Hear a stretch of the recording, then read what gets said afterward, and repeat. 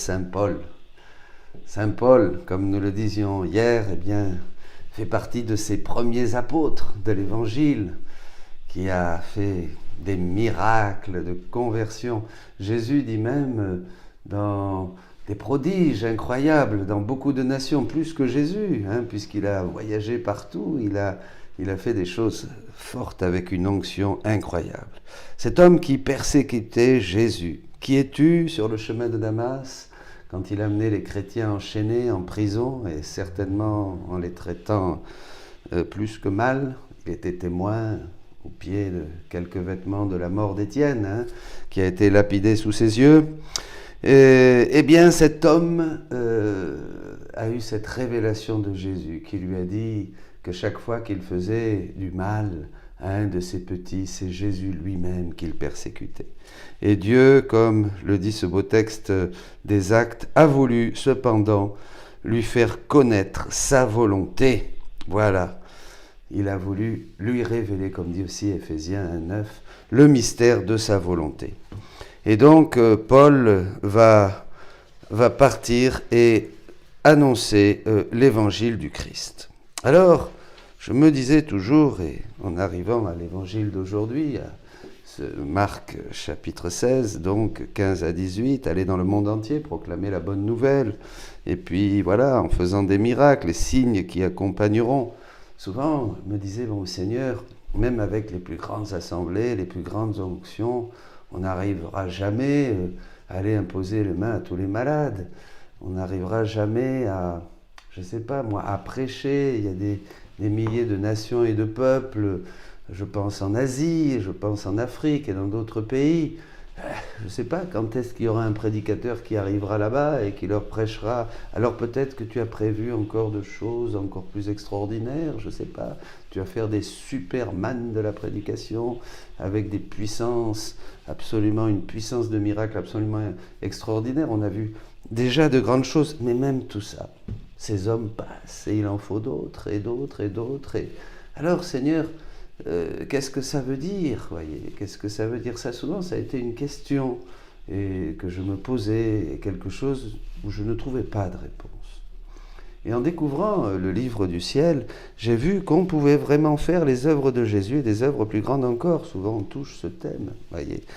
Et ce que Jésus nous invite à faire, à nous qui prêchons l'Évangile, eh bien, en fait, c'est ce que nous faisons dans la divine volonté, mais d'une toute autre manière, avec une efficience et une puissance dont on n'a pas idée, puisque de toute manière, c'était la divine volonté qui agissait à travers les premiers apôtres et qui agit à travers les saints. Et ça, c'est très beau, Et ça nous permet de continuer l'œuvre de Saint Paul. Alors, il y avait quand même un texte que je voulais lire dans les Actes des Apôtres, au chapitre 26, que j'aime beaucoup, où Jésus dit à Saint Paul, « Je t'envoie pour ouvrir les yeux des nations païennes, voyez, les détourner des ténèbres vers la lumière, de l'empire de Satan vers Dieu, afin qu'ils reçoivent le pardon des péchés et une part d'héritage avec les sanctifiés par la foi en moi. » Déjà, par la prédication, Paul, en agissant sur les cœurs avec la grâce du Saint-Esprit, fait qu'ils se tournent vers Dieu, qu'ils se libèrent de l'emprise de Satan et qu'ils reçoivent une part d'héritage. Eh bien, c'est ce que nous faisons dans la divine volonté. Et même Jésus l'atteste un jour où Louisa communie, et elle communie dans la divine volonté comme Jésus lui a enseigné. Alors, Jésus est très content, c'est-à-dire elle communie en s'unissant à l'humanité de Jésus. Vous pourrez prendre la méthode, vous allez vous en servir, vous allez faire ça tous les jours, et Jésus va être très content. Tous les jours, si vous allez à la messe, vous communiez en vous unissant à l'humanité, à la divinité et à la volonté. Cette union à l'humanité, à la divinité et à la divine volonté fait qu'on est unis à Jésus, on communie comme Jésus, comme si c'était Jésus qui se recevait. Alors Jésus est très heureux. Et très heureux, il dit, là, tu fais vraiment une grande réparation et tu glorifies le Père. On ne peut pas faire plus, vous voyez, on ne peut pas faire plus. C'est bien de savoir qu'on ne peut pas faire plus. On ne peut pas faire plus que Jésus. Donc voilà, et il dit, j'ai senti que j'aimais les créatures, même si elles m'offensent, et je continue d'inventer des stratagèmes d'amour pour les cœurs les plus durs afin de les convertir. Ah, alors là on passe à quelque chose de nouveau. Finalement, si Saint Paul s'est converti, c'est parce que vous et moi, nous faisons des actes dans la divine volonté. Puisque dans la divine volonté, il n'y a pas de temps. Donc, on peut très bien dire que les grâces, la grâce qui a touché ce cœur très dur qu'avait Saint Paul, point de persécuter les chrétiens, les mettre à mort, ce cœur très dur qui était contre Jésus, qu'il persécutait, a été converti par des actes qui sont éternels et que vous et moi, nous avons fait dans la divine volonté. Comment ? Eh bien, tout simplement aujourd'hui, en nous unissant à l'humanité, à la divinité et à la divine volonté au moment de communier au corps et au sang du Christ. Vous voyez, c'est extraordinaire, ça change tout notre panorama. Et alors, ne disons pas, non mais oui, je téléphonais ce matin à une dame qui me posait des questions, une amie à moi, et elle me posait des questions et je lui répondais avec des choses que j'ai appris du livre du ciel, parce que moi non plus, je ne sais pas grand-chose, je lis, j'apprends. Hein. Et alors elle me disait, oui mais quand même, mais elle me disait, c'est trop. Ben, j'ai dit, évidemment, c'est divin. Nous, on voudrait pouvoir comprendre ces choses qui sont en germe dans l'Évangile et qui sont complètement explicitées, dit le catéchisme, à travers le troisième fiat, à travers le livre du ciel. On ne comprendra jamais le livre du ciel. Jamais un théologien pourra dire, ça y est, j'ai analysé tout le livre du ciel, je peux dire, c'est impossible. Parce que ce sont des vérités qui nous sont données et qui vont, en nous transformant petit à petit, en Dieu. En Dieu. Comme disaient déjà les pères, l'homme, Dieu s'est fait homme pour que l'homme devienne Dieu. Hein? Alors on ne peut pas, on n'arrivera jamais à vivre toutes les vérités du livre du ciel, c'est infini. Voyez. Mais déjà, on en vit comme celle d'aller prêcher à toutes les nations, c'est-à-dire nous faisons ce que fait Paul et nous faisons ce que nous invite à faire Jésus dans l'Évangile, allez dans le monde entier, proclamez l'Évangile à toutes les créations, voilà, annoncez ma parole, ne vous inquiétez pas, vous expulserez des démons, vous parlerez en langue nouvelle, c'est-à-dire vous rejoindrez tous les cœurs, il ne vous sera fait aucun mal, vous imposerez les mains aux malades, ils s'en trouveront bien, ils guériront, on peut faire ça. Alors là, il y a un texte très important, au livre 11, du 15 mars 1912. L'autre, c'était du volume 11, 2 octobre 1916. Pardon, il y en a qui me disent que j'oublie les références. Hein. Nous voyons comment l'évangile s'accomplit pleinement dans l'évangile du royaume de la divine volonté. Alors là, c'est extraordinaire, évidemment. Ça, c'est vraiment une merveille.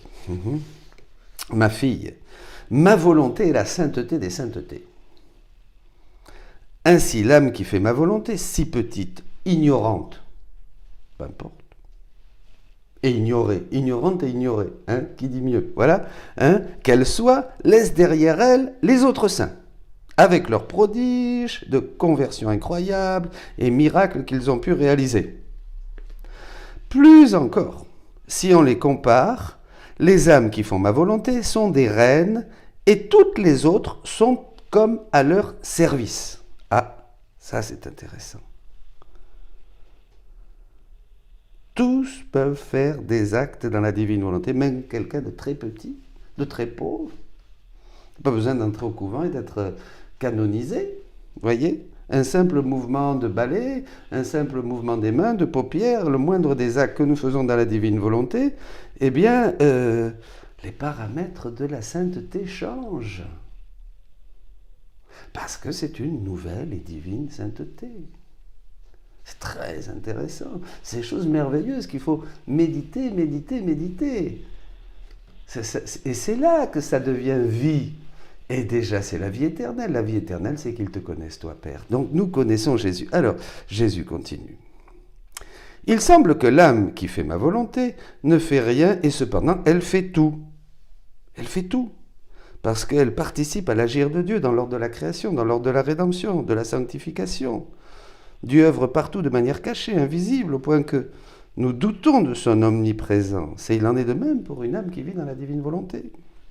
Ces actes sont des vies divines.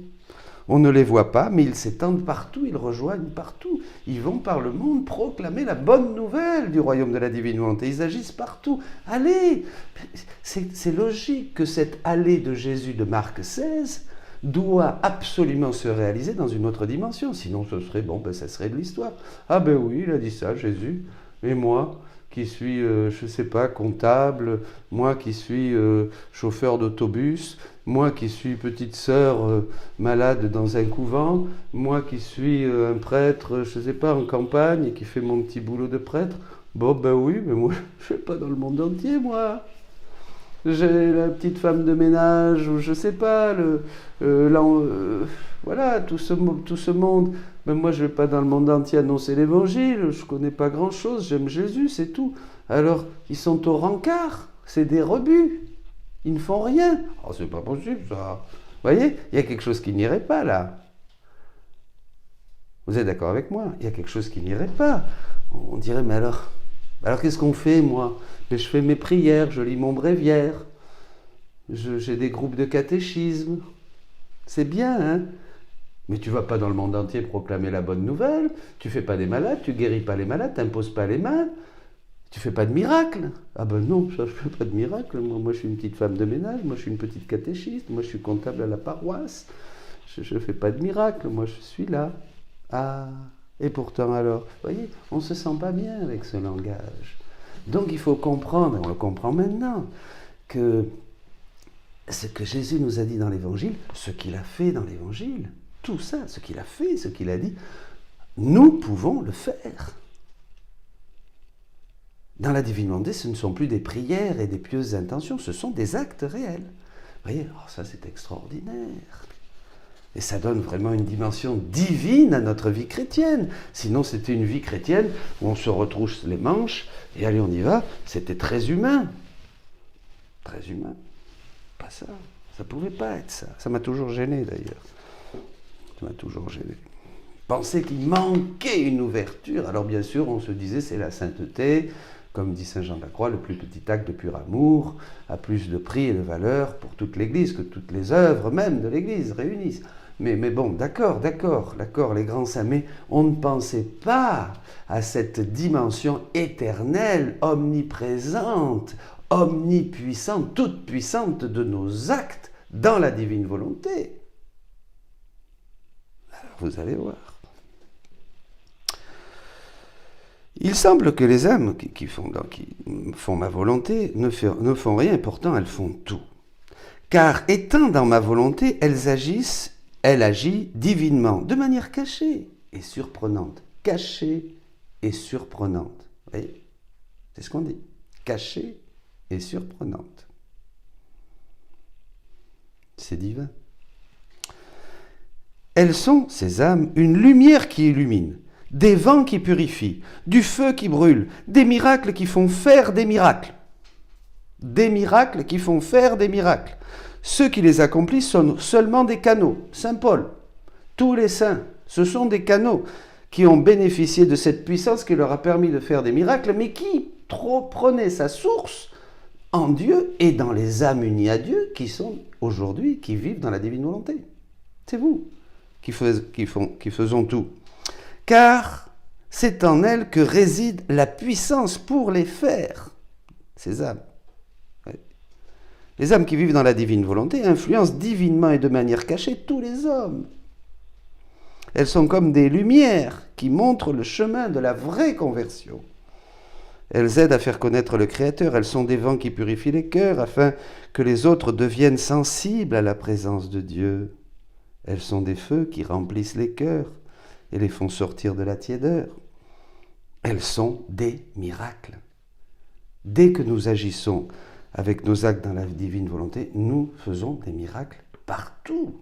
Partout où Dieu agit, nous agissons. De l'autre bout du monde, un Japonais, un Chinois, au fond de l'Afrique, quelqu'un qui rencontre Dieu, c'est grâce à vous, c'est grâce à toi.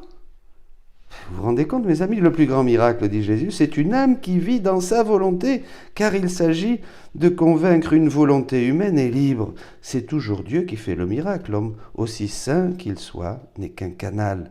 Les âmes qui vivent dans la divine volonté participent à l'agir divin et sont la source de tous les miracles qui se font sur la terre à travers toutes les générations. Ainsi, elles sont les pieds du missionnaire, vous êtes les pieds de Saint Paul. La langue des prédicateurs, vous êtes la langue de Saint Paul. La force des faibles, vous êtes la force qu'avait Saint Paul qui se déployait dans la faiblesse. La patience des malades, bien sûr. L'autorité des supérieurs, l'obéissance des sujets, la tolérance des calomniés, la fermeté dans les dangers, l'héroïsme des héros, le courage des martyrs, la sainteté des saints.